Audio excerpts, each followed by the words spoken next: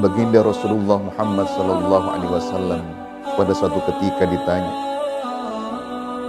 "Fa ayyus shadaqati afdal?" Sedekah apakah yang paling utama? Qala shadaqatun fi Ramadan. Beliau menjawab, sedekah yang dilakukan pada bulan suci Ramadan. Hadis riwayat Imam Tirmidzi.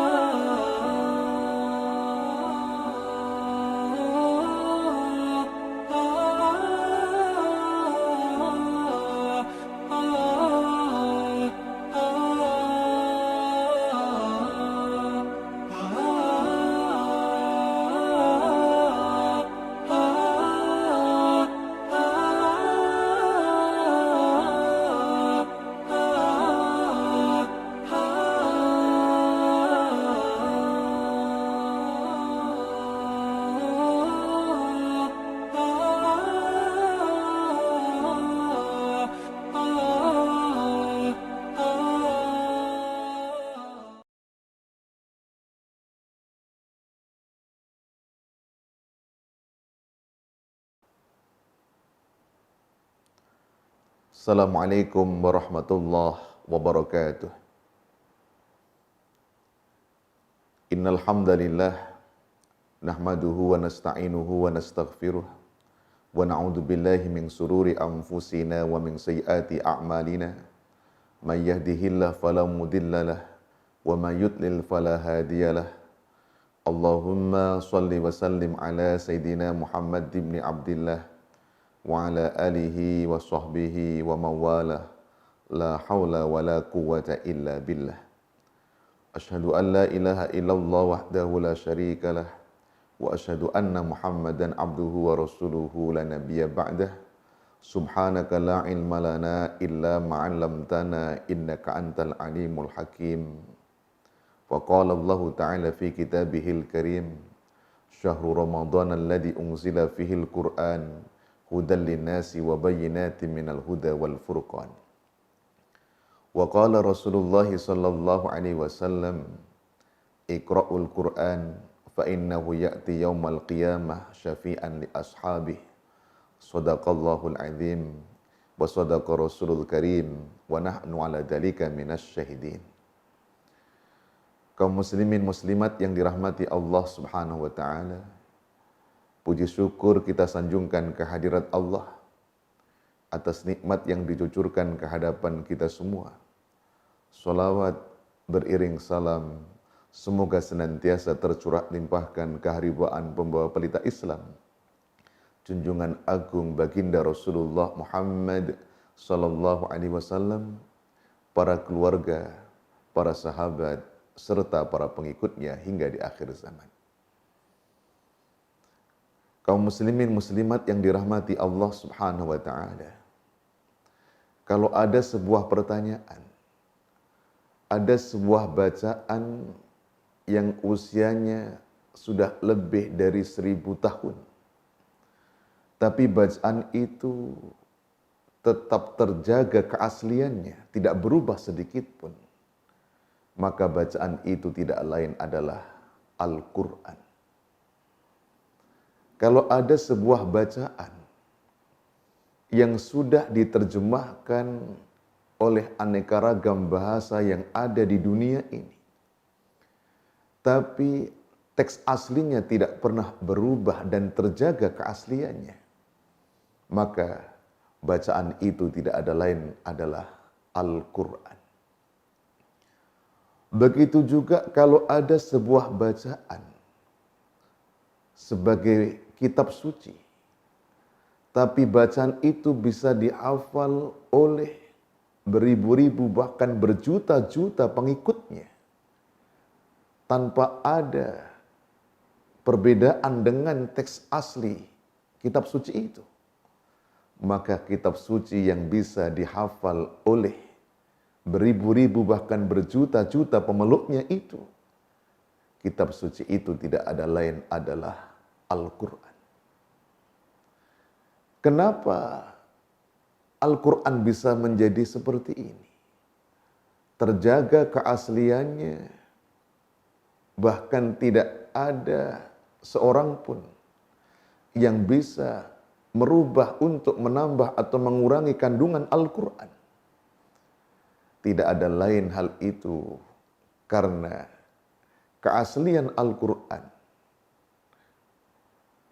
keorsinilan Al-Quran dijaga oleh Allah Subhanahu wa Ta'ala, sebagaimana janji Allah dalam Al-Quran, inna nahnu nazzalna dzikra wa inna lahu lahafidun.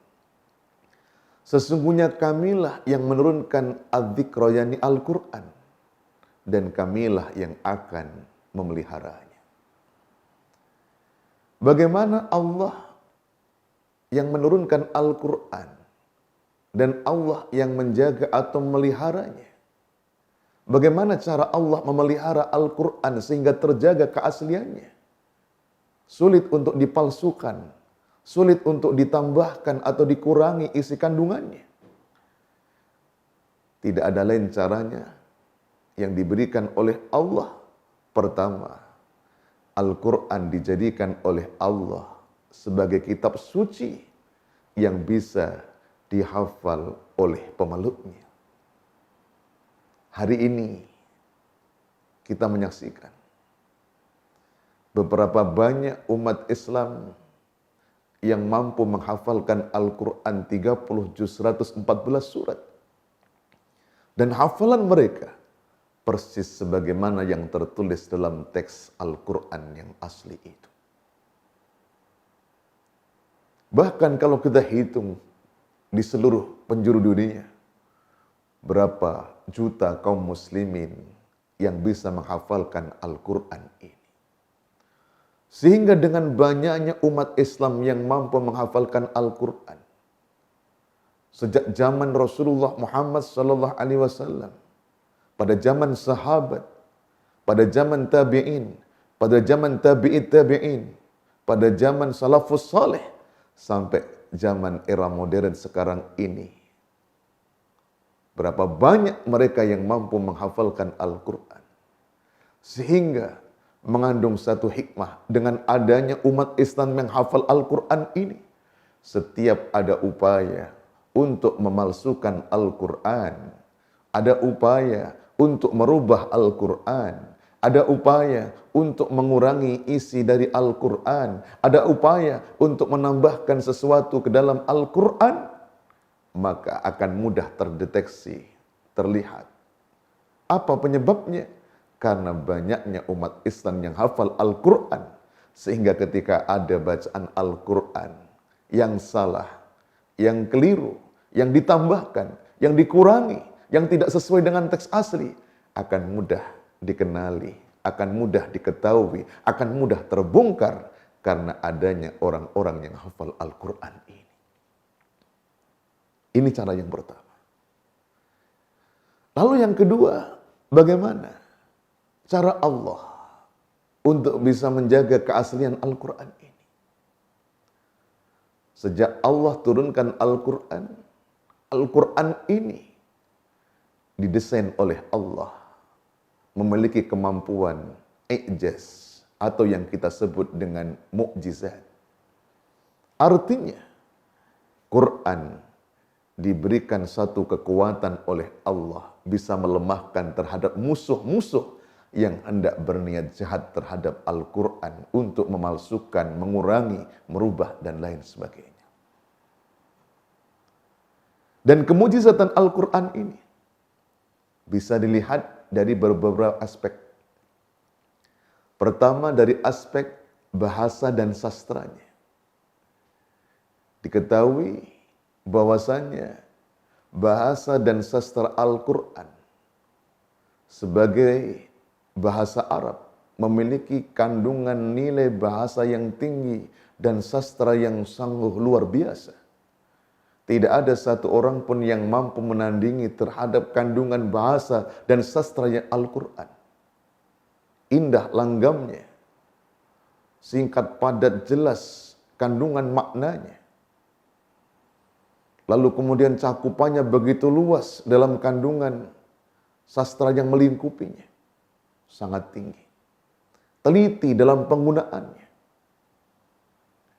Oleh sebab itu, siapapun orang yang meragukan Al-Quran, bahwa Al-Quran itu benar-benar firman Allah ataukah tidak, sejak awal Quran menantang kepada siapapun yang meragukan Quran itu firman Allah ataukah bukan. Bagaimana tantangan diberikan oleh Al-Quran kepada siapapun orang yang meragukannya? Pertama dulu Quran melalui Allah Subhanahu wa taala memerintahkan kepada Rasulullah sallallahu alaihi wasallam bahwa siapapun orang yang meragukan Al-Quran, silahkan mendatangkan bacaan tandingan yang bisa semisal dengan Al-Quran. Artinya, datangkan 30 juz, 114 surat. Kalau memang bisa menandingi Al-Quran, ya, silahkan. Kalau bisa menandingi, kalau masih juga meragukan Quran itu firman Allah ataukah bukan. Karena maklum, pada masa Rasulullah Muhammad sallallahu alaihi wasallam, sering orang menuduh bahwasanya Al-Quran itu mantra-mantranya Nabi kita Muhammad sallallahu alaihi wasallam. Sering dituduh bahwa Quran itu adalah bikinannya Nabi kita Muhammad sallallahu alaihi wasallam. Dengan tuduhan-tuduhan yang keji itu. Ternyata ketika ditantang untuk bisa mendatangkan satu Al-Quran utuh, tidak ada seorang pun yang mampu untuk menandinginya. Karena seluruh Al-Quran tidak mampu, maka tantangan Quran pun turun. Berapa? Bi asri suwarin. Quran menantang, silakan orang yang meragukan Al-Quran itu firman Allah atau bukan, bikin 10 surat yang semisal dengan Al-Quran. Ternyata 10 surat pun tidak ada yang mampu untuk bisa menandingi. Sampai pada akhirnya Allah Ta'ala menegaskan, wa in kuntum fi raibim mimma nazzalna ala abdina fa'tu bi suratin min mithlih wad'u syuhada'akum min dunillahi in kuntum shadiqin. Dan apabila kalian ragu terhadap apa yang kami turunkan kepada hambaku Muhammad berupa Al-Quran ini, maka datangkanlah satu surah yang semisal Al-Quran. Bahkanlah ajaklah sekutu-sekutu kawan kalian selain Allah apabila memang kalian itu benar. Maka tantangan terakhir, Quran menantang kepada siapapun yang meragukan Al-Quran untuk bisa menandingi Quran. Dengan cara apa? Membikin satu surat saja yang semisal Quran. Ternyata mereka tidak mampu untuk melakukannya. Apakah ada yang mencoba? Tentu karena ini tantangan. Ada di antara mereka yang mencoba untuk menandingi Al-Quran. Harapannya bisa mengalahkan Al-Quran. Sehingga terkalahkanlah hujah Rasulullah Muhammad sallallahu alaihi wasallam. Tapi ternyata tidak ada yang sanggup untuk bisa menandingi keunggulan, nilai, sastra, bahasa, kandungan makna dari Al-Quran. Salah satu di antara orang yang mencoba adalah seorang laki-laki bangsa Arab namanya Musailamah. Di belakang hari lalu kemudian nama ini populer disebut Musailamah Al-Kazzab. Musailamah sang pendusta. Apa yang dibikin oleh Musailamah untuk menanding Al-Quran? Dia bikin satu surah tandingan. Ya. Judul surahnya sama, Al-Fil. Tapi versinya berbeda. Versi surat yang dibikin oleh Musailamah adalah Al-Fil. Wa ma adraka mal fil. Lahu danabun wabil. Lahu khurtumut tawil. Wa inna dhalika la min khalqi rabbina laqalil. Gajah, tahukah engkau Apakah gajah itu? Gajah itu memiliki ekor pendek di belakang, malah memiliki belalai yang panjang. Sungguh dalam hal ini termasuk bagian penciptaan Tuhan yang sedikit. Kaum muslimin muslimat yang dirahmati Allah.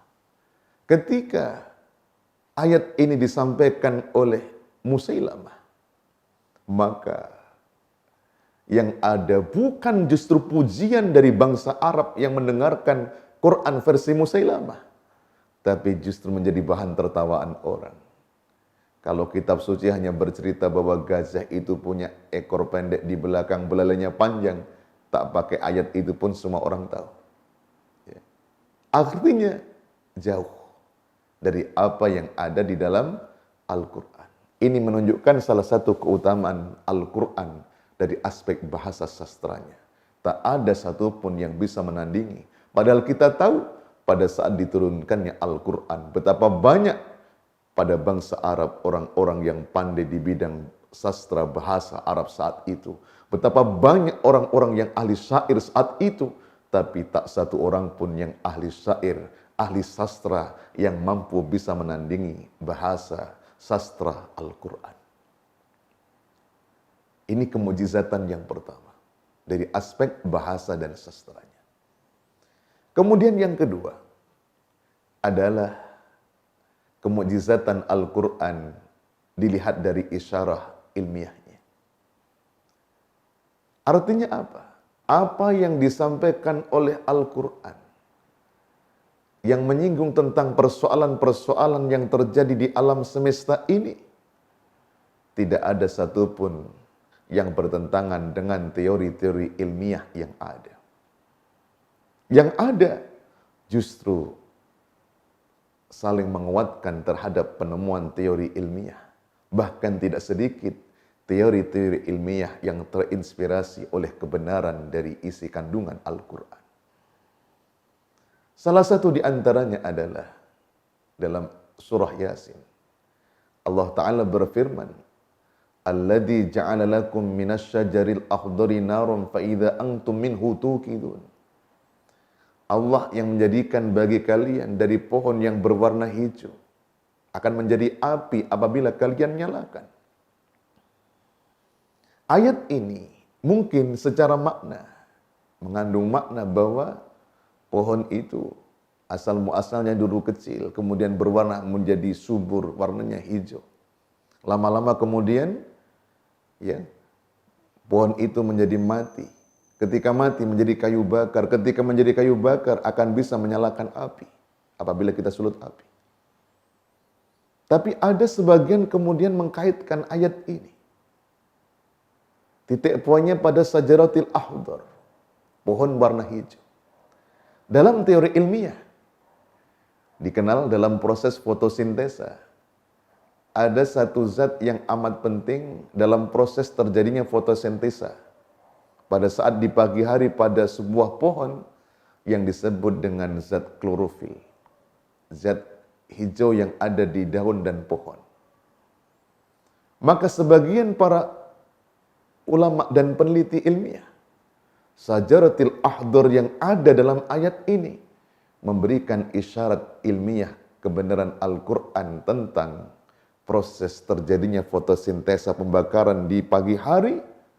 Salah satu prasyaratnya harus ada sajaratil akhdar, ada zat hijau yang ada di daun atau di pohon ini. Ini contoh isyarah ilmiahnya sejalan dengan teori-teori ilmiah yang ada.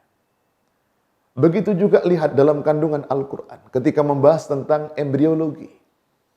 Bagaimana proses penciptaan manusia. Quran menginformasikan bahwa setelah terjadinya proses hubungan suami istri diawali dengan nutfah, sperma. Habis sperma, lalu kemudian alaqah, segumpal darah. Habis alaqah, segumpal darah, lalu kemudian berbentuk mudghah, segumpal daging. Setelah itu baru kemudian berbentuk pelan namun pasti menjadi kita sebagai cikal bakal manusia.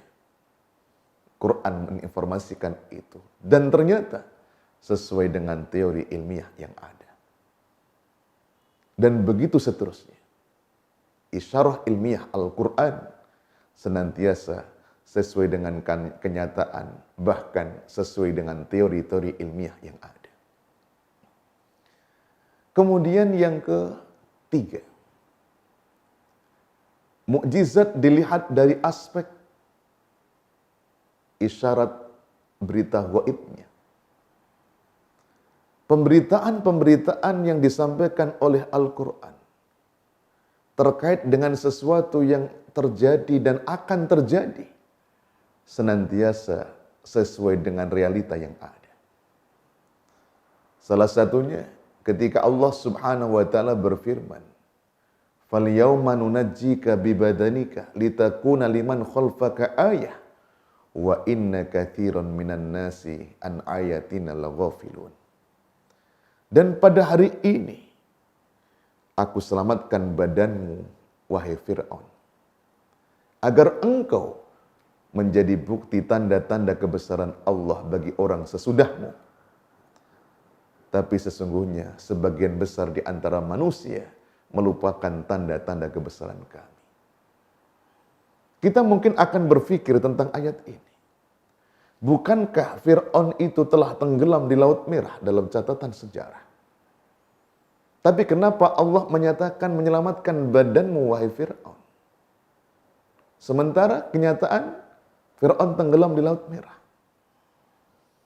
Ternyata hal ini kemudian terjawab di saat di salah satu tempat di Mesir ditemukan sebuah mumi yang masih utuh.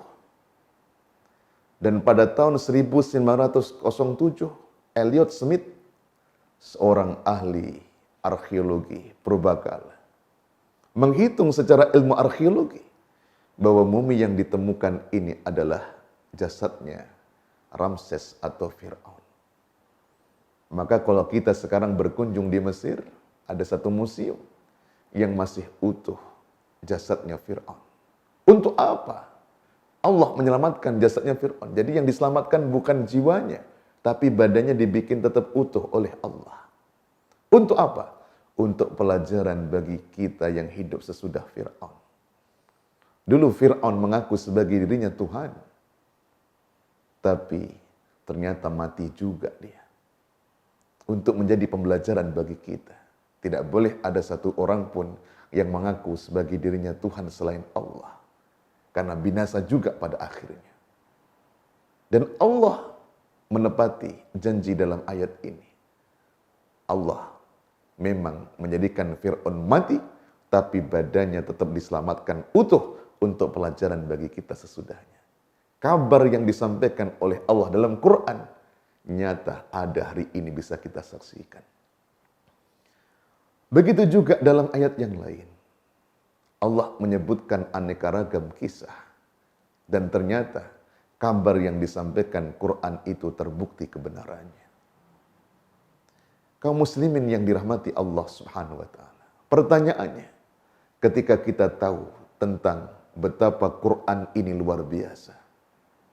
Quran ini dengan segala kemukjizatannya begitu dahsyat. Quran itu terjaga keasliannya. Tidak bisa ditandingi oleh siapapun. Bagaimana semestinya kita sebagai umat Islam berinteraksi dengan Al-Quran? Apa yang mesti kita lakukan sebagai umat Islam terhadap kitab suci Al-Quran yang luar biasa ini? Pertama, tentu kita mengimani tentang kebenaran Al-Quran ini. Karena salah satu di antara rukun iman yang 6, bahwa kita harus iman kepada kitab suci Allah Subhanahu wa taala, termasuk mengimani kebenaran Al-Quran. Apa yang sudah kita sebutkan dalam penjelasan tadi tentang kemukjizatan Al-Quran harus semakin meyakinkan kepada kita bahwa Quran ini benar-benar firman Allah Subhanahu wa taala. Dan salah satu di antara tanda orang yang beriman adalah mengimani terhadap kitab sucinya. Alif Lam Mim. Dzalikal kitabu la raiba fihi hudan lil muttaqin. Alif Lam Mim. Kitab suci ini tidak ada keraguan sebagai petunjuk bagi orang-orang yang bertakwa. Maka tidak boleh ada keraguan sedikit pun kita untuk mengimani kebenaran kitab suci Al-Quran. Bahwa kitab suci Al-Quran adalah kitab suci yang diturunkan oleh Allah dan dijaga keasliannya untuk kita semua. Kemudian yang kedua, yang harus kita lakukan, sikap kita sebagai seorang mukmin kepada Al-Quran adalah kita senantiasa sering untuk membacanya. Karena bagaimana kita bisa tahu isi kandungan kitab suci ini kalau kita tidak membacanya? Bagaimana kita bisa menjadikan Quran sebagai pedoman hidup kita kalau kita tidak membacanya? Bagaimana kita bisa menjalankan hukum-hukum yang ada dalam Quran kalau kita tidak pernah membacanya?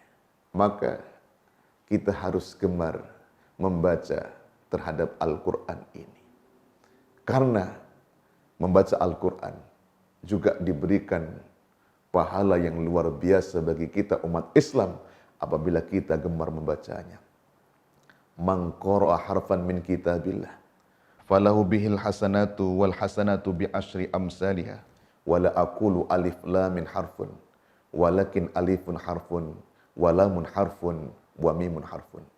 Barang siapa yang membaca kitab suci Allah Al-Quran satu huruf, maka baginya mendapatkan satu kebaikan yang dilipat gandakan 10 kali lipat. Aku tidak katakan alif lam mim itu satu huruf, tapi alif satu huruf, lam satu huruf, mim satu huruf. Subhanallah.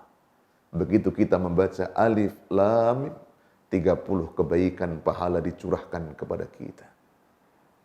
Begitu juga Allah berpesan kepada kita, Iqra'ul Qur'an fa innahu ya'ti yaumal qiyamah syafi'an ashabi. Bacalah olehmu Quran, karena Quran itu kelak datang pada hari kiamat akan menjadi pemberi syafaat bagi orang yang ahli membacanya. Rasulullah pun juga menegaskan tentang keutamaan orang ahli membacanya. Di hadis yang lain Rasulullah menegaskan, afdalu ibadati ummati qiraatul Qur'an. Sebaik-baik ibadah umatku adalah membaca Al-Quran. Maka langkah yang kedua yang harus kita lakukan terhadap Al-Quran, yang kebetulan kita memperingati dalam nuzul Quran ini, adalah dengan cara kita sering membacanya.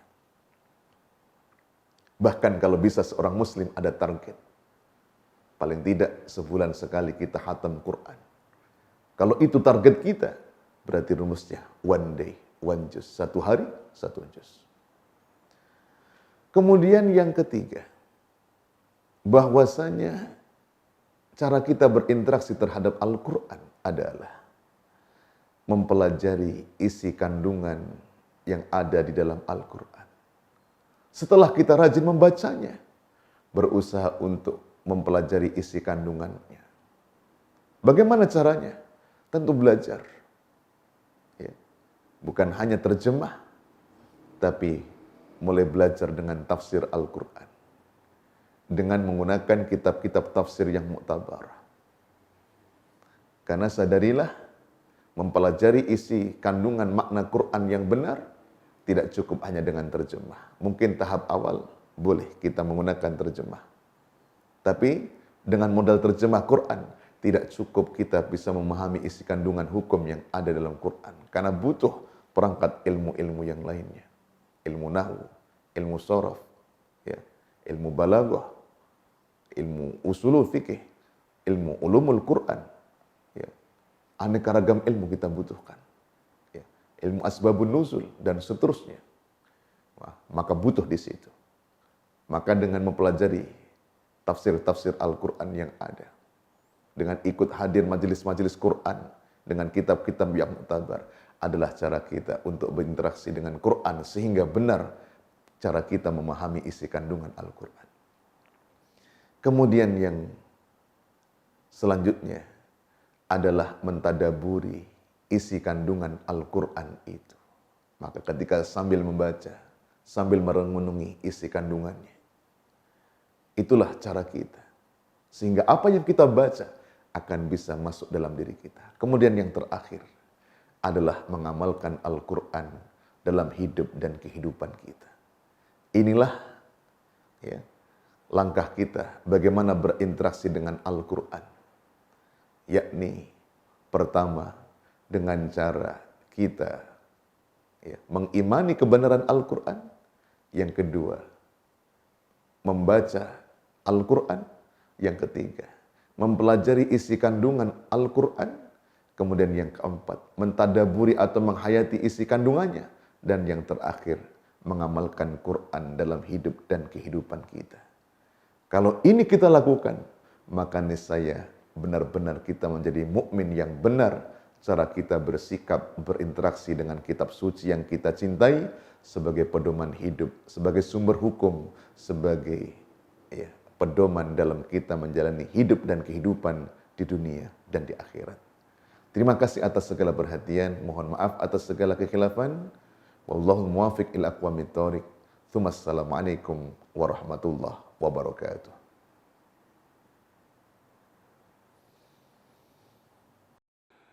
Subhanal Malikil Ma'bud,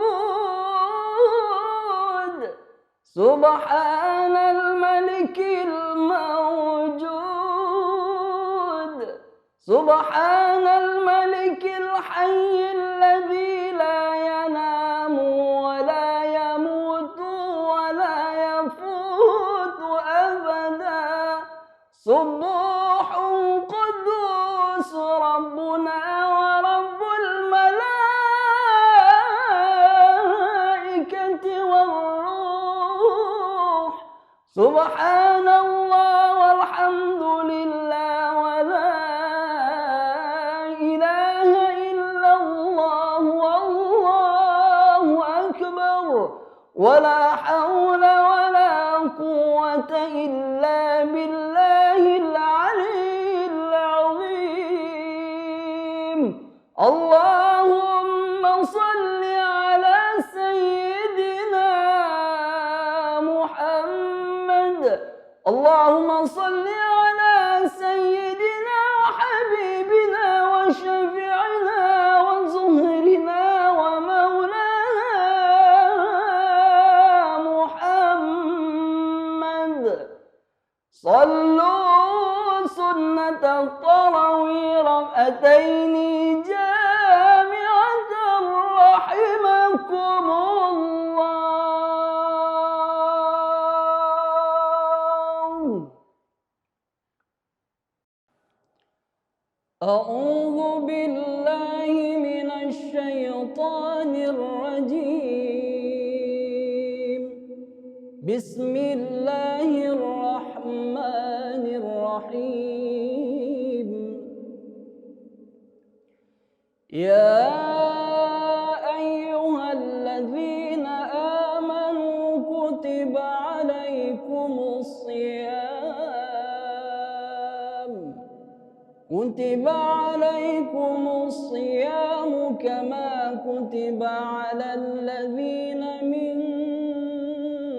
qablikum la'allakum tattaqun. Ayyaman ma'dudat.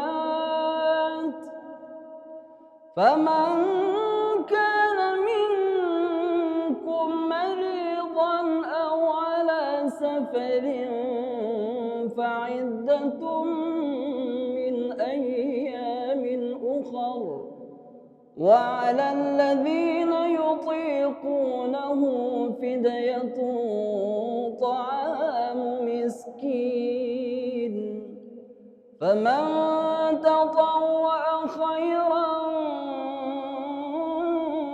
فهو خير له وأن تصوموا خير لكم إن كنتم تعلمون. شهر رمضان الذي أنزل فيه القرآن هدى للناس هدى للناس وبينات من الهدى والفرقان فمن شهد منكم الشهر فليصم ومن كان مريضا أو على سفر